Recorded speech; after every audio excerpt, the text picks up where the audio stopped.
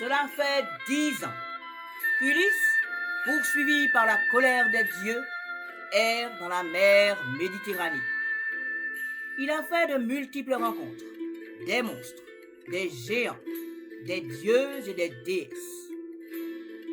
Cependant, les Olympiens viennent de décider qu'il peut désormais rentrer dans sa patrie, Ithaque. Mais pour l'instant, il est prisonnier de la nymphe Calypso sur l'île d'Ogygie que l'on situe vers le détroit de Gibraltar.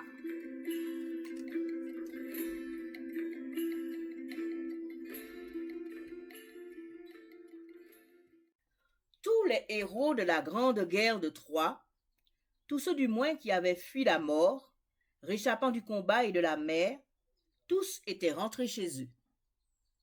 Mais lui, le divin Ulysse, loin de son pays et de sa femme, il était prisonnier de la nymphe Calypso qui brûlait d'enfer son époux. Dans son royaume en Ithaque, personne ne croyait plus au retour du héros. Depuis 20 ans qu'il était parti sur son navire arqué pour la maudite Troie. Les jeunes seigneurs du pays s'étaient installés dans son palais. Ils passaient le temps à banqueter, à dévorer les biens d'Ulysse.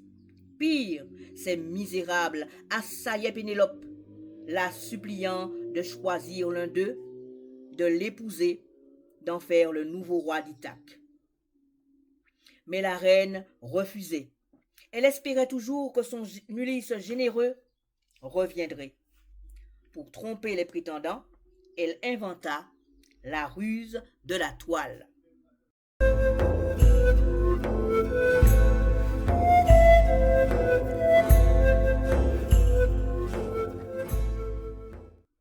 Mes jeunes prétendants, leur dit-elle, je sais bien qu'Ulysse est mort, mais laissez-moi finir mon ouvrage. C'est un linceul pour le noble Laërte, le père d'Ulysse. Quelle honte pour moi s'il était porté nu en terre quand la mort l'aura fauché. Les prétendants cédèrent. La reine passait ses jours à tisser l'immense toile, mais la nuit, à la lumière des torches, elle venait la défaire. Hélas, une servante trahit son secret. La reine allait bientôt ne plus pouvoir refuser les noces.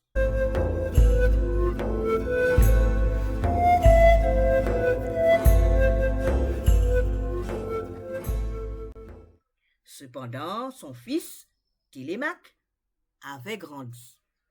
Comme il voulait régner en maître chez lui, il s'en prit violemment aux prétendants et leur ordonna de quitter le palais. Mais que pouvait-il seul contre eux, si nombreux? Le jeune prince décida donc de partir vers d'autres cités à la recherche d'hommes qui sauraient quelque chose de son père.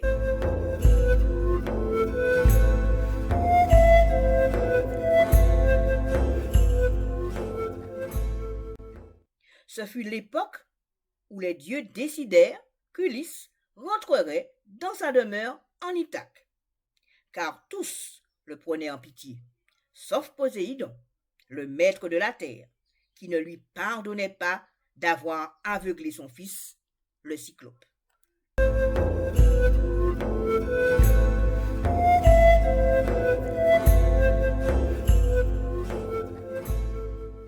Mais un jour que Poséidon était allé au bout du monde, les autres dieux se réunirent dans le palais de Zeus, le Tout-Puissant qui tonne dans le ciel.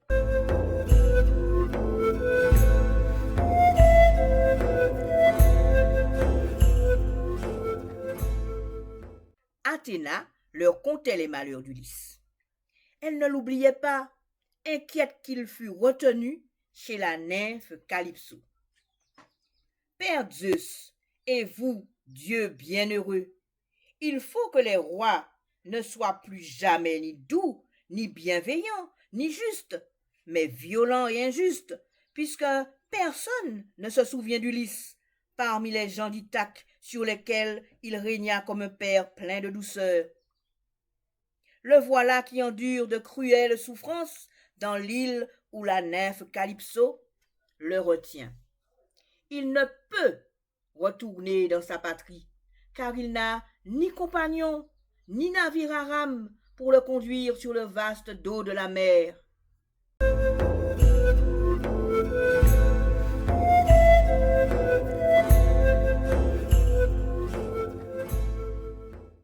Zeus, l'assembleur des nuées, lui répondit. Mon enfant, quelle parole t'a échappé? Mais allons, décrétons le retour d'Ulysse. Poséidon oubliera sa colère, car il ne pourra rien contre tous les immortels. Il dit, puis se tourne vers Hermès, son cher fils.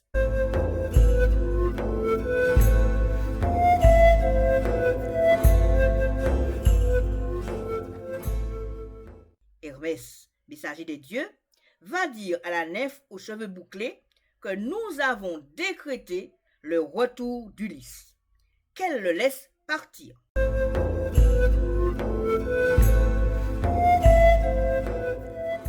Mais aucun mortel ne l'accompagnera. Seul sur un radeau et subissant de nouvelles douleurs, il atteindra au bout de 20 jours la fertile Chérie, terre des Phéaciens qui descendent des dieux. Ceux-ci l'honoreront comme un dieu et le ramèneront dans sa patrie.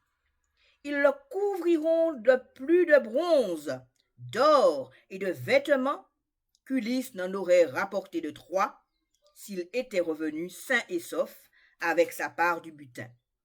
Son destin est de revoir ses amis, de rentrer dans sa haute demeure et dans sa patrie.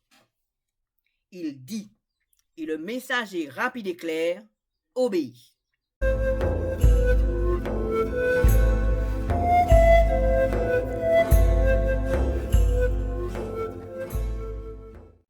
Aussitôt, il attacha à ses pieds ses belles sandales d'or qui le portent sur la mer et sur la terre immense aussi vite que le vent. Il prit sa baguette qui ferme les yeux des hommes ou les réveille quand il le veut. Enfin, il plongea du ciel, s'élança sur la mer, rasant comme une mouette les flots innombrables. Quand il arriva à l'île lointaine, quittant la mer violette, il passa sur la terre jusqu'à la vaste grotte que la nymphe aux cheveux bouclés habitait. Il la trouva devant un grand feu. L'odeur du cèdre et du thuya ardent parfumait toute l'île. La nymphe chantait d'une belle voix, tissant une toile avec une navette d'or. Une forêt verdoyante environnait la grotte. À l'entrée poussait une jeune vigne dont les grappes mûrissaient. 4 sources d'eau claire arrosaient de molles prairies de violettes et de persil.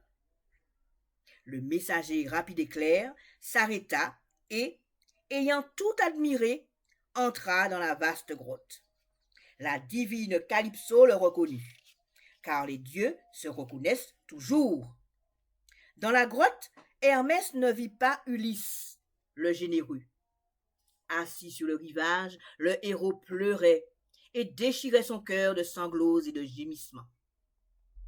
Après l'avoir invité à s'asseoir sur un siège étincelant, la divine Calypso interrogea Hermès. « Pourquoi viens-tu, Hermès, à la baguette d'or, vénérable et chère? Je ne t'ai jamais vu ici. Dis ce que tu désires. Mon cœur m'ordonne de te satisfaire, si je le puis, si cela est possible. » Ayant dit ces mots, la déesse dressa une table couverte d'ambroisie et elle mêla le rouge nectar. Le messager but et mangea. Quand il eut achevé son repas, il satisfait son cœur. Il répondit. « Tu me demandes pourquoi je suis venu, déesse? Je te répondrai franchement. C'est Zeus qui me l'a ordonné. Il dit qu'un homme est chez toi, le plus malheureux de ceux qui ont combattu sous les murs de Troie. Tous ses compagnons ont péri, et lui, Ulysse, le vent et les flots l'ont jeté ici. Maintenant, Zeus t'ordonne de le renvoyer, car son destin n'est pas de mourir loin de ses amis. mais de les revoir, de rentrer dans sa haute demeure et dans sa patrie. Il dit, et la divine Calypso frémit. Elle lui répondit ces paroles zélées. Vous êtes injuste et jaloux, ô Dieu. Vous enviez les déesses qui dorment ouvertement avec les mortels qu'elles ont choisis pour mari. Ainsi, quand Déméter, aux cheveux bouclés, s'unit à Jasion sur une terre 3 fois labourée, Zeus la prit et frappa le malheureux de sa foudre. Ainsi, vous me reprochez de garder près de moi un mortel que je sauvai après que Zeus eut foudroyé son navire rapide au milieu de la mer couleur de vin. Tous ses compagnons avaient péri, et lui, le vent et les flots l'avaient jeté ici. Je le recueillis, je le nourris, je lui promis de le rendre immortel. Mais aucun dieu n'a le droit de résister aux ordres de Zeus qui porte l'égide. Puisqu'il veut qu'Ulysse erre à nouveau sur la mer stérile, soit. Mais je n'ai ni compagnon ni navire à rame pour le reconduire sur le vaste dos de la mer. Pourtant, je lui donnerai volontiers mes conseils. Le messager rapide et clair lui répondit. Renvoie-le dès maintenant si tu veux éviter la colère de Zeus. Ayant ainsi parlé, le dieu rapide et clair s'envola.